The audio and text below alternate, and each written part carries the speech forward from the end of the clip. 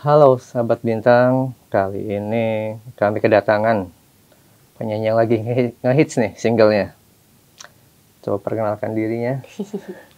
Hai, aku Ziva Magnolia, biasa dipanggil Ziva. Oke Ziva, peri cintaku nih luar biasa ya. Aduh. Di berbagai platform musik menguasai chart. Amin, puji Tuhan, seneng banget sih Kak. Menyangka nggak sih kamu akan sambutannya pendengar musik Indonesia, apalagi di YouTube nomor 1 di YouTube musik ya? Sejujurnya aku sendiri tuh kayak nggak nyangka karena dulu kan aku pernah nyanyiin ini juga kan di ajang pencarian bakat. Dan saat itu juga respon masyarakat tuh memang lumayan kayak positif banget gitu, banyak banget.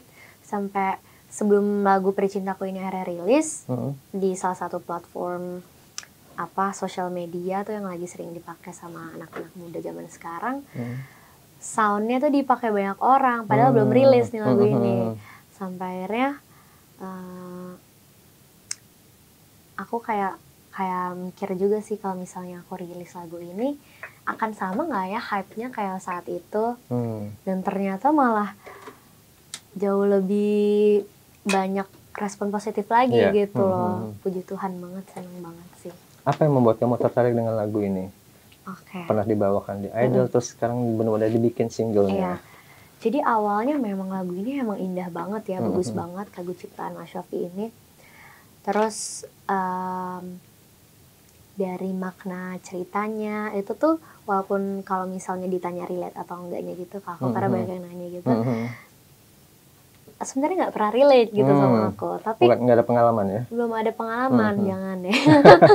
Tapi memang menarik banget, khususnya dari kalimat aku untuk kamu, kamu untuk aku, namun semua apa mungkin iman kita yang berbeda, Tuhan memang satu, kita yang tak sama, kayak gitu. Itu kan menurutku salah satu kalimat yang lumayan frontal juga gitu, untuk menegaskan hubungan berbeda agama ini harus dibawa seperti apa gitu. Selain dari liriknya yang menarik, nadanya juga indah banget, notasinya bagus banget. Dan saat itu sebelum aku ikut ajang, aku pernah nyanyiin lagu ini iseng-iseng cover gitu, sambil main gitar kan.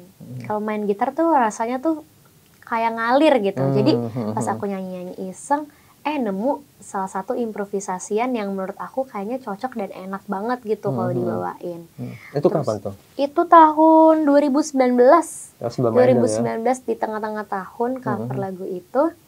Terus di akhir-akhir tahun aku ikut Idol, dan ternyata dapat kesempatan untuk bisa ngebawain lagu Peri Cintaku ini juga dengan versi kamu, versi aku, kayak gitu sih. Jadi awal. Dan emang kayak pembawa berkah ya lagu ini ya. Iya nih, lagu yang indah ini emang lagunya ini komposisinya memang bagus banget sih. Dari aku yakin siapapun yang menyanyikan lagu ini, memang lagu ini patut untuk didengar sama banyak orang karena memang indah banget. Pertama kali denger lagu ini yang saat dibawakan Marcel itu kapan? Pertama kalinya tuh aku lupa, tapi saat itu juga kan booming juga lagu itu, betul ya. Mungkin sekitaran tahun 2011 itu setelah rilis lagu itu gitu. Nah kamu langsung apa ya? Klik gitu, ya? langsung klik, emang enak banget lagunya. Proses rekamannya berapa lama sih Pak? Kalau dari proses rekaman sampai akhirnya rilis itu kurang lebih 1 bulan. Oh cepet ya? Iya lumayan cepat juga, 1 atau 2 bulan. Terus abis itu setelahnya bikin syuting MV, baru akhirnya rilis. Nggak ada hambatan yang membuat kamu harus menunda-nunda lagi? Semua dilancarkan? Semua puji Tuhan lancar ya. Mulai dari rekamannya mungkin ada salah satu kendala, tapi nggak bisa dibilang kendala juga sih, karena kebetulan recordingnya ini kan di tempatnya Mas Shofie, di studionya Mas Shofie. Jadi kalau biasanya aku itu kalau recording memang 1 kali jalan aja. Nah karena ini di rumahnya di studionya Mas Shofie, jadinya bisa kalau misalnya ada yang kurang-kurang jadi ditambahin walaupun nggak di hari yang sama gitu.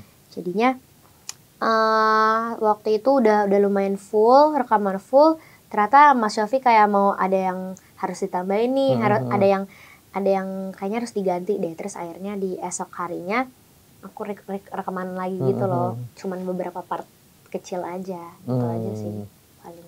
Karena kamu ada improvisasi nggak di sini? Mungkin ngasih masukan Mas Yofi sebagai ini, atau memang udah ini memang versinya kamu yang ini kamu? Jadi justru malah kalau masukan dari Mas Yofi, Mas Yofi menyarankannya supaya improvisasian yang sudah dikenal sama orang-orang itu nggak dihilangkan gitu, karena mungkin di situ adalah hook-nya gitu loh. Jadi Mas Yofi paling bilangnya supaya di awalnya ini jangan terlalu banyak ornamen-ornamen improvisasian lagi, supaya nanti di part-part endingnya tuh yang jadi klimaksnya kayak gitu. Karena lagu sendiri memang sudah enak ya. Iya, lagunya sendiri tuh udah nggak perlu diapa-apain lagi. Itu udah enak banget sih. Ini kerjasama keberapa dengan Mas Yofi kamu? Kerjasama kedua. Yang pertama itu yang bareng sama Liodra dan Tiara, lagu Terlanjur Mencinta. Gitu. Gimana rasanya kerjasama dengan musisi besar? Wow, aku ini sebenarnya tipikal anak yang apa ya, takut salah gitu, apalagi sama senior gitu. Jadi aku tuh kayak harus berhati-hati, aku nggak boleh salah nih. Pokoknya aku pengen sesuatu yang sempurna juga gitu loh, supaya apa ya, memenuhi lebih tepatnya, karena aku tuh kayak takut gitu loh. Gimana ya, bukan takut juga sebenarnya. Nervous karena kayak aduh, sama senior aku harus bisa ini nih, menampilkan yang terbaik nih gitu. Tapi kalau sama Mas Yofi ini justru aku banyak banget belajar, karena aku merasa dipercaya sama Mas Yofi gitu. Mas Yofi bisa memilih aku sebagai seseorang yang dia percaya untuk bisa nyanyiin lagu Peri Cintaku ini. Artinya kayak berarti ada sesuatu dalam diri aku nih yang aku harus keluarin juga, karena sebenarnya awalnya aku nggak pede karena kayak masa sih aku bisa bawain lagu ini, nanti booming atau enggak ya, ntar orang-orang suka atau enggak ya. Tapi balik lagi ketika Mas Yofi yang minta gitu, yang mengajak, yang di situ aku merasa kayak dipercaya gitu. Jadinya aku kembali lagi gitu. Aku sebenarnya sempat perasaan hilang. Itu juga ada pas waktu single yang pertama Terlanjur Mencinta itu sama Mas Yofi ya? Iya, jadi memang seperti itu sih, kayak wow, ini single pertama aku dan dibikinnya langsung sama senior musisi yang udah legend gitu. Aku harus tahu apa yang aku harus lakuin gitu. Kayak gitu sih sebenarnya yang ada di pikiranku. Dan harus mengeluarkan seluruh kemampuan terbaik kamu, itu kan nggak mudah ya di depan musisi senior. Bener, itu deg-degan sih sejujurnya. Aku takut salah gitu loh, kayak aduh nanti ini berlebihan gaya atau ini kurang apa kayak gitu-gitunya, jadi terlalu overthinking.